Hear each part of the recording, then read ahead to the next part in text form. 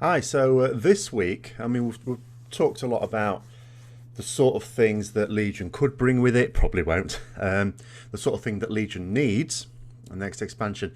But I thought is what else could have an impact? Obviously, so far what people have been thinking about is what has gone in expansions past, the way things seem to be going. Obviously, Warlords of Draenor has not been a great success. What Blizzard need to address to make sure that Legion is a success. But I thought, actually, that's not the only thing that could have a big impact on Legion in terms of what the developers are doing now.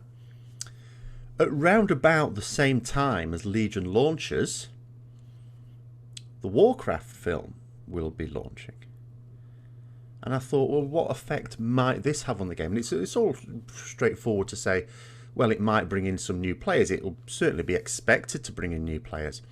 But then let's liken this, if we can, and we don't know that it will have this impact. But let's liken it to the Lord of the Rings films, Peter Jackson's films. Now, Lord of the Rings itself, as a set of books that it originally was voted Book of the 20th Century in the UK. So it has a large following. There's a lot of people have read Tolkien's books and absolutely love them. And also we know that all modern fantasy is essentially derived from Tolkien's works. Lots and lots of producers of fantasy games as well as fantasy books played Dungeons and Dragons as a kid, as I did myself. And Dungeons and Dragons very heavily influenced by Tolkien's world. Very heavily. And so it is reasonable to think in terms of that. Now, let's say Duncan Jones manages to do for Warcraft what Peter Jackson did for Lord of the Rings, because so many people went to see those films, but in actual fact the majority had not read the books. And still, I notice as a teacher myself, I notice you see students out with their books, Harry Potter, whatever. When the Lord of the Rings films came out, you started to see lots of people reading Lord of the Rings. And not just Lord of the Rings, but the Silmarillion and the Hobbit and things like that as well, before the Hobbit films came out. So it got people into reading that. And then you think to yourself, well, the source material for Warcraft isn't books, it's a game. So will that get people interested enough to actually want to play the game? And what effects might that have on the game in terms of how developers see it? It all depends on, of course, what is the size of this influx. And, of course, it all depends on how successful the film is. Now, one advantage that I think we have in Warcraft over, say, Lord of the Rings, obviously there will be people who did read the Lord of the Rings books. I myself was one. I first read it when I was about 8 years old. Fairly, and I've read it a number of times since. Big fan. And like a lot of people, I think, who have read the books a lot, there were certain things about the films we thought, well, I wish you hadn't done that, because it was a bit of a departure. We understand that certain things couldn't be done in the film. Tom Bombadil, yeah, you're not going to have him in there. But completely switching lines around and giving this other character someone else's lines, or doing something that was completely against the spirit of the book, which was done a few times. It wasn't, not everything that was in those films was as a result of expediency, just to tell the story. Because there's some things you can do in a book you can't do in a film. Fair enough. But where Warcraft has an advantage is if they completely change the story of, because it is based on Warcraft, it's based on the invasion of Azeroth. So those of us who know the lore of the invasion of Azeroth and the first war of the humans versus orcs will be expecting something. We're bound to get something different. We know that. How many times have we read books and then watched the film of it and it's different? We know that. But the advantage of Warcraft is we won't care that much. I mean, the lore has been changed through Warcraft's history anyway. Blizzard have retconned any number of things. So we won't mind that. And if they then change the lore in the game to reflect what happens in the film, again, are we going to care? Most people are not going to be bothered. We're just going to go, oh, the lore's changed again, has it? Fine, okay. Because it does. The lore does change. We know that. Now, one thing I hope they don't do is try and go. Let's say there's loads of people play the game that have come from the film. They think, okay, we want to integrate these people because we want them to see recognisable things from the film. Because when people watch a film and then they play the video game of the film, it's very much based on the film, isn't it? There might be a few other things, but it's basically based on the film. And with Warcraft, you could play the game, and it might be a while before they ever see real elements from the film. So maybe Blizzard would try to write some of those features in. I just hope they don't do what they did with Cataclysm. And in Cataclysm, what they did is they completely redid all the 1 to 60 zones. Now, I mean, I didn't like them. I do not like the new quest now, but a lot of people did. So I'm going to be on that one. I'm probably in the minority there. A lot of people did prefer the 1 to 60 content as it exists now. The problem was this. There were two issues with Cataclysm. First of all, it takes a lot of resources to... In a normal expansion, you know, what do they have to do? They have to make new zones, new quests and all the rest of it for like the next 10 levels or 5 levels or whatever it happens to be. Well, it's here they were doing that as well. They were having to make their zones for the new leveling experience, as well as going back for all the 1 to 60 leveling experience. That takes a lot of resources, and it's resources that were then taken away from endgame. So they didn't have as much as they could have done for the endgame thing, which is, of course, for most of us all important. And the other problem was with the Cataclysm thing. Even though people were quite positive about the new experience, very few people saw it, because at the same time as they did all this 1 to 60 revamp, they ensured that the most efficient way to level through 1 to 60 was just to hit dungeon queues, because that's when they brought in looking for dungeons. Sort of automated systems were sort of being developed through Burning Crusade, but then, you know, and Wrath, and then in Cataclysm, that's when it when they really incentivized you just hitting dungeon queue. So you'd be sat in Orgrimmar or Stormwind or Ironforge or wherever, just going looking for dungeon. And we know the situation. You didn't spend your time leveling by questing in a dungeon queue. You were in the main city, one hand on a chocolate biscuit, the other hand down your pants while you waited for the queue to pop. Okay, and that's just how people did that then. So it was a bit of a waste.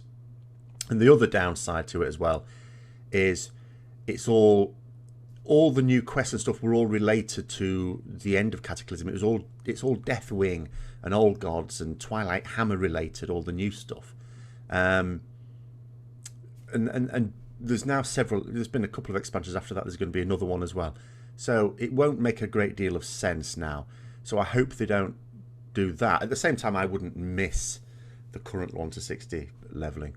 But yeah, I mean, that is a bit of a fear in terms of they might just invest a lot of time into that and take time away from other things when you get to endgame.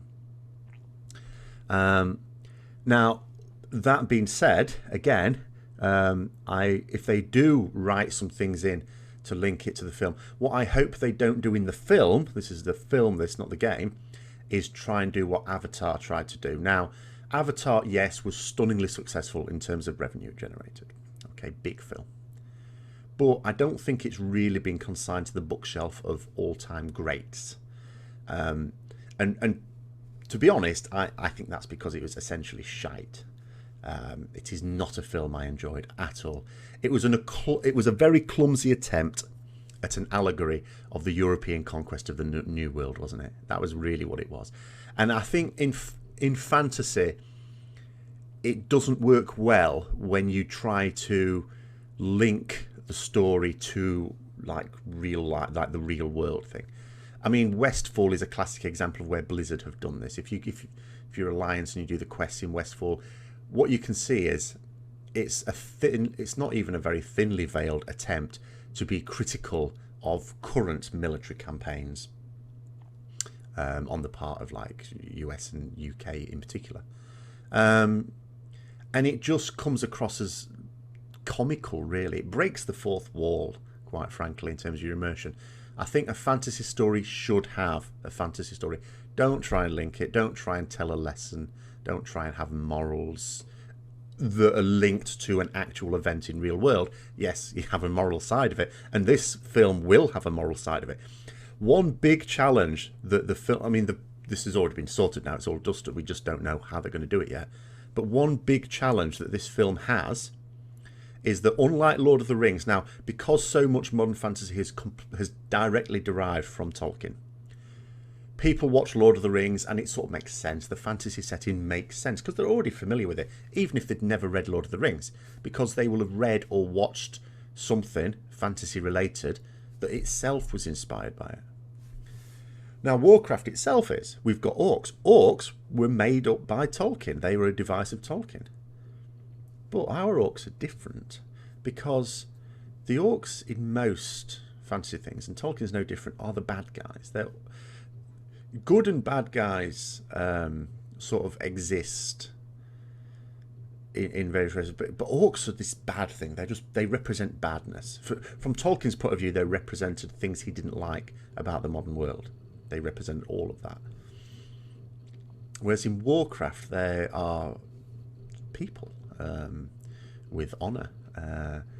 Some are bad, some are good. And the film is getting this across, and they have said they are going to get this idea across. There is sympathy to be had for the orcs as well as the humans. It's not a bad guys versus good guys thing. That is a big challenge. To be presented with an orc on a screen, and for the film to have to tell people who are just used to orcs being bad and being monsters that no, these are just people. They're called orcs, yes. They look like monsters, but they're actually people with hopes and dreams and families and all the rest of it. So that itself would be a big challenge. But if they pull that off, and this film is a stunner, from the point of view of someone who doesn't play Warcraft, I'm talking about here, obviously Warcraft players like ourselves are going to go and see it, and I'm sure we will enjoy it. But what will non-Warcraft players think of it? Will it become really big?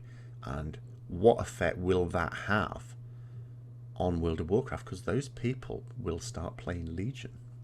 Have Blizzard already thought of this? Have they already tried to think of ways of getting these new players integrated into the game? And again, because what these players will want to see is some link with the film. I mean, they would have preferred, I think, to have done Warlords of Draenor in terms of the storyline to coincide with the film. The film was put back. I think that's what that was about. So given that that's not the case, and the film isn't about, I mean, it's not going to be tied as closely to Legion. So what elements are they thinking about putting in? And if they do have a big influx of players, and there's no guarantee of that, but if they do, will they do something extra? And what will that do? Will that actually be a positive effect on the game? Or will it see their eye taken off some of the endgame stuff? Don't know. But those are some of my thoughts that I had recently with the hype of the film coming up, and I'm sure over at BlizzCon they might actually let us see some official footage. We have seen leaked footage, of course, already. Again, all orc centered, and it does look like the start of the film is going to be very orc based, and I think that's how they're going to get this sympathy across, by focusing very much on the orcs to start with in the film, and to humanize them in a way that wouldn't be the case if you just went straight to the clash, because people will of course instantly identify with the humans, because we are humans, aren't we? And these orcs are opposing the humans, so we'll just see those as the bad guys, unless they are already sort of effectively humanized before the conflict starts. But yeah, so those are sort of my thoughts on that. Interested to see what other people think and what other people are hoping from the film. But yeah, that's due out next June, and Legion is sort of due out roughly the same time. But anyway, until next time, I'll see you later.